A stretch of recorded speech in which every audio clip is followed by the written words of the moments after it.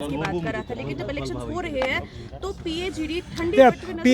PAGD कभी election के लिए नहीं बनी थी। हम कम से कम मैं नेशनल कॉन्फ्रेंस की बात करूं, हम नेशनल कॉन्फ्रेंस वाले पीएजीडी में सीटों के लिए नहीं आए थे। हम पीएजीडी में आए थे एक बड़े मकसद को हासिल करने के लिए। अब अगर पीएजीडी में कुछ लोगों ने शमूलियत की सीटों के लिए, तो ये सवाल आपको उनसे करना होगा। हम सीटों के लिए नहीं आए थे। हमने सीटों का जो है हमने पीएजीडी को सीटों के मतलब बंटवारे का जो है एक ज़रिया नहीं बनाया। जहाँ तक पार्लियामेंट के इलेक्शन की बात अगर हम करें, देखिए ना, आपको डीडीसी के इलेक्शन याद हैं, मुझे तो अच्छी तरह से याद है। हमने डीडीसी के इलेक्शन में एक फार्मूला इख्तियार किया।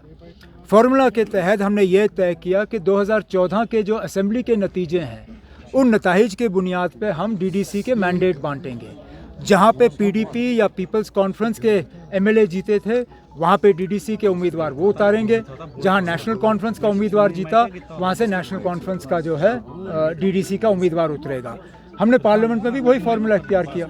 जहाँ 3 नेशनल कॉन्फ्रेंस के उम्मीदवार जीते, वहाँ 3 नेशनल कॉन्फ्रेंस के उम्मीदवार पार्लियामेंट का इलेक्शन लड़ने के लिए आए। जहाँ पे बीजेपी जीती थी, उन सीटों पे हमने बहस की।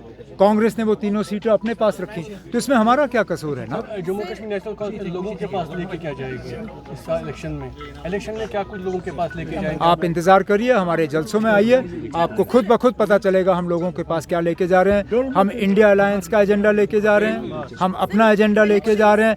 हम दिल्ली की जो तानाशाही रही है उसके खिलाफ लोगों में जा रहे हैं।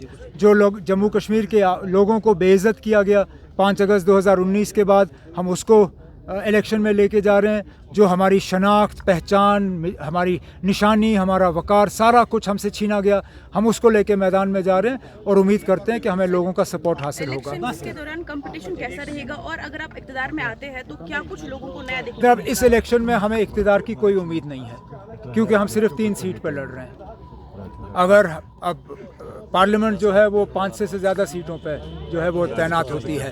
हमारे 3 सीटों से इक़्तिदार में कोई खास तब्दीली आएगी नहीं। इक़्तिदार वाली इलेक्शन जो है वो अगस्त सितंबर में होगी। उस दौरान आप मुझसे ये सवाल करिए, मैं इस सवाल का उस वक्त जवाब दूंगा। शुक्रिया।